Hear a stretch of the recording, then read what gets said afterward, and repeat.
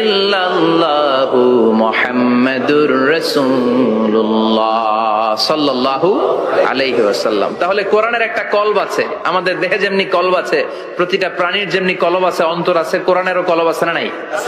কোরআনের কলবের নাম চিল্লায় বলেন, কোরআনের কলবের নাম। আবার বিশ্বনবী বলতেন, ইকরাউ আলা মাউতাকুম সূরাত ইয়াসিন, তোমাদের মুমূর্ষু ব্যক্তিদের সামনে বসে সূরাত ইয়াসিন তেলাওয়াত করো। রূহ চলে যাবে, মৃত্যুর একেবারে দ্বার প্রান্তে দাঁড়িয়ে এই মুহূর্তে তার পাশে বসে পড়তে আরম্ভ করেন, ইয়াসিন ওয়াল কুরআনিল হাকীম ইন্নাকা লামিনাল মুরসালিনা আলা সিরাতিম মুস্তাকিম। ওই ব্যক্তির ঈমানের মৃত্যু দান করে দিবে কে? মৃত্যুর কষ্ট হালকা করে দিবে কে? আবার বিশ্বনবী বলতেন, রাত্রিবেলা যে ব্যক্তি একবার সূরাত ইয়াসিন তেলাওয়াত করে ঘুমাতে যায়, সকালবেলা নিষ্পাপ অবস্থায় তারে ঘুম থেকে জাগাবে কে? তাহলে এই সূরার মর্যাদা কম কম না বেশি বেশি? কলবুল কোরআন, এটা কোরআনের কলব, একবার পড়লে 10 পড়ার সওয়াব। আবার মুমূর্ষু ব্যক্তির সামনে বসে সূরা ইয়াসিন তেলাওয়াত করতে বলা হয়েছে, তাহলে মৃত্যুর কষ্টরে হালকা করে দেয় কে? আল্লাহ। আবার রাত্রিবেলা সূরা ইয়াসিন তেলাওয়াত করলে সকালবেলায় নিষ্পাপ বানায় দেয় কে? আল্লাহ। মনে থাকবে? কোরআনের কলবের নাম কি? ভুলে যাবেন না তো? বেশি বেশি তেলাওয়াত করতে রাজি আছেন? সকাল সন্ধ্যা তেলাওয়াত করবেন তো? সূরা ইয়াসিন ছাড়াও এই সূরার অনেকগুলো নাম তাফসীর গ্রন্থে পাওয়া যায়। এই সূরার একটা নাম হচ্ছে সূরাতুল কাদিয়া। সূরাতুল তাকদি হাজাতা কারিহা, যে এই সূরা তেলাওয়াত করে ওই তেলাওয়াতকারীর যে হাজত আছে, প্রয়োজন আছে, এই সূরার বরকতে আল্লাহ তার প্রয়োজন পূরণ করে দেয়। আমাদের জীবনে প্রয়োজন আছে না নাই? কার কাছে চাইবো? বিপদে পড়লে কারে বলবো? আমরা বিপদে পড়লে প্রথমে শেয়ার দেই ফেসবুকে। কোথায় শেয়ার? আগে শেয়ার দিব কার কাছে? মনে থাকবে? বিপদে পড়লে ফেসবুকে শেয়ার দিব না, বন্ধুরে শেয়ার করব না, বউয়ের কাছেও পরে শেয়ার করব, আগে শেয়ার করব কার কাছে? মনে থাকবে? এজন্য বিশ্বনবী বলতেন, এই সূরার নাম সূরাতুল কাদিয়া, মানুষের হাজত পূরণ করে দেয়। এই সূরা তেলাওয়াত করে যদি আপনি আল্লাহর কাছে কোনো বিপদ থেকে পানা চান অথবা কোনো প্রয়োজন নিয়ে দোয়া করেন, সূরার বরকতে প্রয়োজনটা পূর্ণ করে দেয় কে? আল্লাহ। কেউ যেটা পারে না পারে কে? আল্লাহ। কেউ যেটা দেয় না দেয় কে? আল্লাহ। কেউ যেটা শোনে না শোনে কে? আল্লাহ। তাহলে পেলাম সূরাতুল কাদিয়া। আরেকটা নাম আছে সূরার, সেটা হচ্ছে সূরাতুল আযীমা, সুমহান সূরা। কি সূরা? সুমহান, আযীমা। এই আযীম আর আযীমা এই শব্দ দুইটা অনেক দামি, আল্লাহ যে কোনো জায়গায় ব্যবহার করেন নাই। বিশ্বনবীর চরিত্রের উপমা দিতে যে আল্লাহ আযীম শব্দ বলেছেন, তাই না? রব্বুল আলামিন বলেন, ওয়া ইন্নাকা লাআলা খুলুকিন আযীম। ও নবী, সাধারণ কোন চরিত্র আপনারে আমি দেই নাই, আপনারে আমি দিয়েছি আযীম একটা চরিত্র, খুলুকুন আযীম। And verily indeed you are on a very good standard of character. অসাধারণ চরিত্র দিয়েছে। বিশ্বনবীর চরিত্র বুঝাতে যে আল্লাহ কি শব্দ ব্যবহার করেছেন? কথা বলে না, তাফসীর শিখে যেতে হবে। কোন শব্দ ব্যবহার করেছেন? আযীম। আবার আল্লাহ নিজের পরিচয় দিতে যে আযীম বলেছেন, ওয়ালা ইয়াউদুহু হিফযুহুমা ওয়া হুয়াল আলিয়্যুল আযীম। সুবহানাল্লাহ। আকাশ জমিনের নিয়ন্ত্রণ করতে যে আল্লাহ কখনো ক্লান্ত হয় নাকি? কারণ তিনি হচ্ছেন আল আলিয়্যুল আযীম। আল্লাহু আকবার। তার মানে নবীর চরিত্রের ক্ষেত্রে আযীম, আল্লাহর নিজের সত্তার ক্ষেত্রে আল্লাহ বললেন আযীম। আবার বললেন, কিয়ামতের দিন গোটা পৃথিবীটারে আমি নাড়িয়ে দেব, গোটা পৃথিবীতে একটা আমি ভূমিকম্প দিব। এই কথাও কোরআনে আছে না নাই? ইযা জুলজিলাতিল আরদু জিলজালাহা আল কারিয়াতু মাল কারিয়া, পুরো পৃথিবী কাঁপিয়ে দিব। এই কাঁপাকাঁপিটা, ওই দিনের ভূমিকম্পটা কি অন্যান্য সময়ের ভূমিকম্পের মতো হবে? এই ভূমিকম্পকে আল্লাহ বলেছেন আযীম। ইন্না জালজালাতাস সাআতি লা শাইউন আযীম। সেদিনের ভূমিকম্প সাধারণ কোন আর্থকোয়েক নয়, সাধারণ ভাইব্রেশন না, এটা আযীম।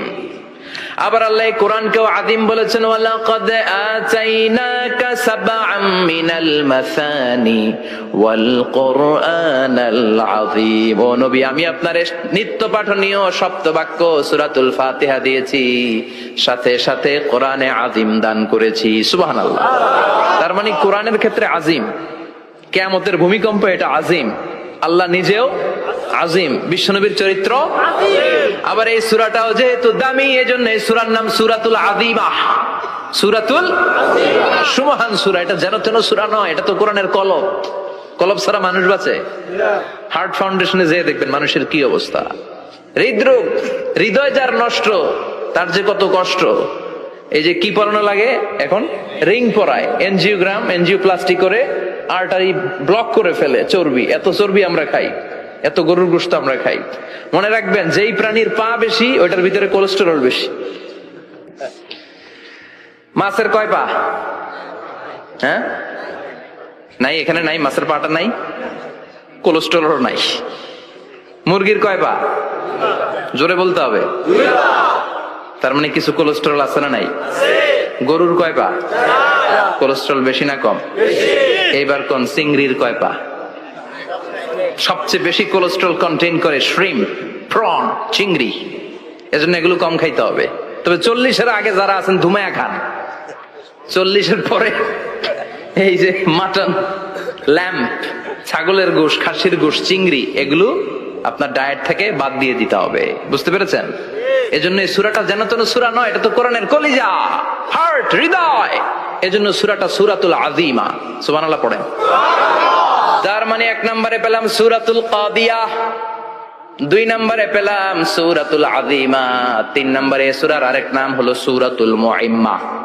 সূরাতুল মুইম্মা। মুইম্মার 2 অর্থ। এক অর্থ হচ্ছে এটার বরকতটা আম, সবার জন্য, যেই পড়ে সেই বরকত পায়, এজন্য মুইম্মা। আবার মুইম্মার আরেক অর্থ হচ্ছে যেই সূরা শত্রুকে অন্ধ করে দেয়। কি করে দেয়? এই সূরার প্রথম 9টা আয়াত যদি বিপদে পড়ে, শত্রুর কবলে পড়ে আপনি তেলাওয়াত করেন, শত্রুর চোখটারে অন্ধ করে দিবে কে? আল্লাহ। বিশ্বনবী মক্কা থেকে যখন মদিনায় যায়, হিজরতের সময় বিশ্বনবী সূরাতুল ইয়াসিনের প্রথম 9টা আয়াত তেলাওয়াত করলেন। তেলাওয়াত করে আল্লাহর নাম নিয়ে ঘর থেকে বের হলেন। আশেপাশে কাফেররা ঘুরে কিন্তু বিশ্বনবীরে দেখে না। সবাই খেলে এরকম এরকম করে, ডানে বায়ে হাতায়, বিশ্বনবীর সামনে দিয়ে যায়, কিন্তু কাফেরদের চোখ অন্ধ করে দিয়েছে কে?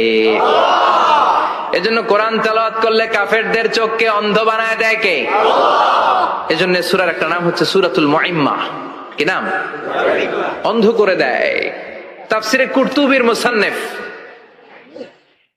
ইমাম আল কুরতুবী, উনাকে জালিম বাদশা বন্দী করেছিল। ওনার তাফসিরে এসেছে উনি শক্তিশালী লোক ছিলেন, জেলখানা ভেঙে বাঁচার জন্য দিছে দৌড়।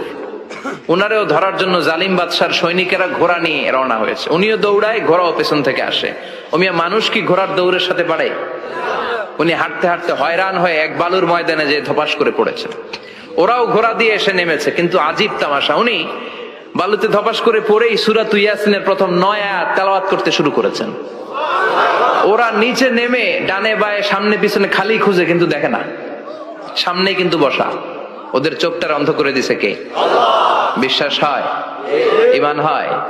এজন্য বিপদে পড়লে সূরাতুল ইয়াসিনের প্রথম 9 আয়াত পড়তে রাজি আছেন? আল্লাহ তুমি তৌফিক দাও।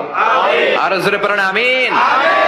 এজন্য আল্লাহ চমৎকার ভাবে এই সূরাটা শুরু করে দিলেন। 2টা কাটা অক্ষর দিয়ে আল্লাহ বললেন ইয়াসিন ওয়াল কুরআনিল হাকীম ইন্নাকা লামিনাল মুরসালিন আলা সিরাতিম মুস্তাকিম। পড়েন সুবহানাল্লাহ। ইয়াসিন সূরাটা শুরু করলেন কি দিয়ে? ইয়াসিন। এটা কি কোনো বাক্য? এটা কি কোনো শব্দ? এটা কি অক্ষর?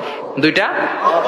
প্রথম অক্ষরের নাম, দ্বিতীয়টা আওয়াজ করে বলেন, প্রথম অক্ষরটার নাম, দ্বিতীয়টা। খুব চমৎকার না? বাক্য দিয়ে এই সূরাটা শুরু করে নাই। যেমন ইযা জুলজিলাতিল আরদু জিলজালাহা, এই সূরার প্রথম আয়াত, এটা একটা বাক্য না?